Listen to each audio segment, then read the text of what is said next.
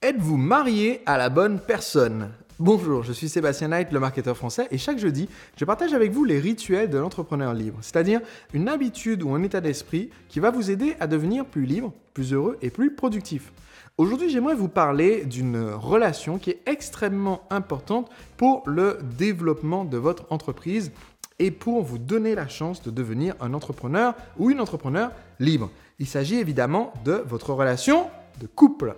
Et ce que j'aimerais vous dire à ce sujet, c'est l'importance de choisir une personne qui va en fait vous soutenir et vous permettre d'atteindre vos objectifs. Je n'en serais pas où j'en suis aujourd'hui si je n'avais pas épousé Cécile, donc ma femme, que certains d'entre vous ont rencontré lors de certains de mes séminaires et événements, qui est quelqu'un qui me soutient dans mes projets, qui peut me donner ce retour constructif dont je parle régulièrement et dont je parle dans mon livre Le secret des entrepreneurs libres, parce que malheureusement, trop souvent, notre entourage tombe dans un des deux pièges classiques. Soit certaines personnes sont entourées d'un entourage qui ne soutient pas du tout leur projet et qui peut donc être nocif en vous décourageant, en vous montrant tous les défauts de votre idée, en vous disant que vous n'êtes pas capable de l'atteindre. Soit, quelquefois, vous avez l'entourage qui fait exactement le contraire, c'est-à-dire qui pense que tout ce que vous faites, c'est des lingots d'or, c'est vraiment génial, vous êtes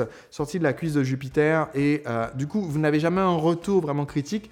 Et si vous les écoutez, vous vous lancez dans des projets qui n'ont aucun sens parce qu'ils vont juste vous encourager tout le temps en pensant que c'est bien faire. Donc, si votre entourage tombe dans un de ces deux pièges, eh bien, en fait, il ne vous aide pas. Et c'est pour ça que c'est important d'avoir une relation avec quelqu'un qui ne soit ni dans l'une catégorie, parce que, franchement, être marié avec quelqu'un qui essaie tout le temps de vous décourager de vos projets et critiquer votre valeur, c'est hyper difficile. Je me souviens d'avoir conseillé une jeune femme entrepreneur d'origine russe. Son nom était... Alors, elle avait changé son nom d'ailleurs. Elle avait changé son nom, ça s'appelait Jane. Mais elle était mariée donc avec quelqu'un que je n'ai jamais eu la chance de rencontrer.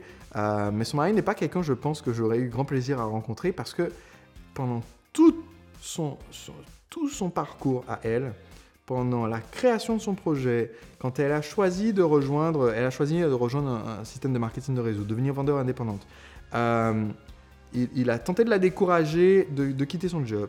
Il a tenté de la décourager de lancer son activité. Il a tenté de la décourager de rejoindre ce groupe. Il a tenté de la décourager de choisir ses produits. Il a tenté de la décourager de se mettre à vendre des produits. Il a tenté de la décourager d'aller elle-même à la recherche des clients ou d'attendre que les clients arrivent. Il a tenté de la décourager en fait de tout. Tout. Et en fait, elle est devenue une des plus grandes distributrices dans son secteur. Et quand je l'ai rencontrée, en fait, c'était pendant un voyage aux États-Unis, puisqu'elle était elle-même en voyage pour venir dans une conférence. Et ce qui m'a sidéré, c'est qu'elle soit encore mariée à cette personne. parce que, en fait, sans s'en rendre compte, toute sa vie d'adulte, en fait, elle a traîné cette personne comme un boulet. Et par simple pouvoir de l'habitude, elle n'a jamais remis ça en cause, mais je pense que dans son cas et dans le cas de certaines personnes qui me regardent, il faut dans ce cas-là réfléchir à remettre en cause. Vous ne pouvez pas, toute votre vie, traîner quelqu'un comme un boulet derrière vous. À un moment donné, autant quelqu'un peut vouloir votre bien en disant « mais écoute, je pense que c'est une mauvaise idée ». Et ça, c'est un retour constructif et c'est parfait. Et on peut tout à fait ne pas être d'accord et quelqu'un peut tout à fait ne pas vouloir que vous fassiez du MLM mais préférer que vous créez votre propre projet. Ou alors peut ne pas vouloir que vous soyez entrepreneur et dire que ce serait mieux d'avoir un job salarié. Et peut-être que c'est cette mentalité, parce que cette personne veut votre bien et le bien de votre famille. Vous pouvez être en désaccord. Mais il y a une différence entre être en désaccord ou avoir quelqu'un qui vous tire activement vers le bas pendant des années. Et donc, il faut que vous soyez quand même attentif sur ce choix de cette personne avec qui vous allez passer beaucoup de temps. Parce que, je le dis dans mes livres, nous sommes en fait la moyenne de notre top 6, c'est-à-dire des 6 personnes qu'on fréquente le plus et avec qui on investit le plus d'énergie dans nos relations. Ce qui veut dire que la personne avec qui vous choisissez, si vous choisissez une personne, la personne avec qui vous choisissez de passer votre vie a une influence énorme, c'est une masse gravitationnelle gigantesque dans ce top 6 parce que c'est une personne que vous allez voir quasiment tous les jours. Tous les jours pour certains, moins souvent pour d'autres, ça dépend de votre emploi du temps et de vos voyages. Mais c'est quelqu'un que vous allez voir énormément avec qui vous allez discuter énormément, j'espère, sinon c'est un peu ennuyeux, et donc qui a un pouvoir gravitationnel très très fort sur votre vie. Et d'un autre côté, vous ne voulez pas quelqu'un qui est, quelqu'un dont les standards de vie soient si bas que cette personne, de toute façon, trouve que tout ce que vous faites, c'est génial, et limite vous décourage parce qu'elle pense que de toute façon, tout est déjà bien comme ça. En fait. Tout ce que vous faites, c'est déjà bien. Si vous voulez faire un projet, même si c'est petit, c'est déjà bien. De toute façon, la plus importante, c'est de participer. Et du coup, si c'est comme ça, ben, ça ne vous soutient pas non plus parce que ça ne vous pousse pas à être le meilleur de vous-même. Alors que je sais qu'avec ma femme, non seulement elle ne me tire pas vers le bas, mais au contraire, en fait, comme elle a eu un aperçu de ce que c'est quand je suis à mon meilleur, eh bien, si je ne suis pas à mon meilleur, elle va pas hésiter à me le rappeler. Et pour moi, c'est une relation de couple beaucoup plus intéressante et beaucoup plus ouverte et beaucoup plus positive si chacun dans ce couple essaye d'aider l'autre à être au meilleur de lui-même sans essayer de lui imposer votre vision de ce que c'est pour vous que cette personne soit la meilleure d'elle-même, mais en lui permettant en fait de se réaliser. Donc, c'est une question importante, je pense, à se poser. Si vous êtes avec quelqu'un, validez que vous êtes avec la bonne personne.